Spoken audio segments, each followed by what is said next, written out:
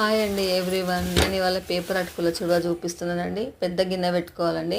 అలా పేపర్ అటుకులు మంచి శుభ్రంగా చేసుకొని అటుకులు వేసేసి మంచిగా కిందికి పైకి కిందికి పైకి అనుకుంటా ఎగరేసుకుంటా వేడి చేయాలండి. కొంచెం క్రిస్పీ వస్తుంది అనమాట. అట్లా వేడి చేసుకుంటే క్రిస్పీ వస్తుంది. కిందికి పైకి కిందికి పైకి చేతితో ఎత్తి చూడండి, కొంచెం ఇట్లా మెత్తగా మనం విరిగిపోతాయి అనమాట. చూడండి, అట్లా పచ్చి ఉండదు, మంచిగా క్రిస్పీ లాగా అయిపోతుంది. అట్లా వేయించుకొని చూడండి ఎంత బాగా వచ్చిందో. అసలు పచ్చిదనమే లేదండి అందులో. మళ్ళీ ఒక ప్యాన్ పెట్టుకొని ఆయిల్ వేసుకొని, కొంచెం ఆయిల్ మంచిగా వేయండి. హాఫ్ కేజీకి ఒక 3 స్పూన్స్ ఆయిల్ వేసుకోండి. ఆవాలు, జీలకర్ర, ఆవాలు కొంచెం వేగినాక ఒట్టిమిరపకాయలు కొంచెం బాగా వేయండి. పల్లీలు వేసేసి కొంచెం మంచిగా కలర్ వచ్చే వరకు వేయించండి.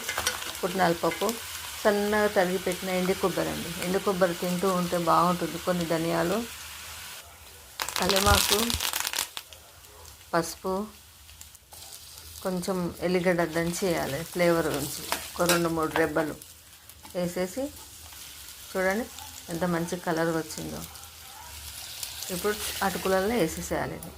అటుకులు వేయించి పెట్టుకున్నాం కదండి మనం, దాంట్లో మంచిగా వేసేయాలి. మీదికైనా ఉప్పు, కొంచెం కారం వేసి కిందికి పైకి కిందికి పైకి మంచి కలపాలి. చూడండి ఎంత బాగా వస్తుందో. చేయి పెడితే కాలుతుందండి. ఒకసారి ఇలా ట్రై చేయండి, చాలా బాగుంటుంది. అటుకులు ఎక్కడికైనా చెన్నీకి వెళ్తే ఈ అటుకులు తీసుకోవచ్చు, చాలా బాగుంటుంది.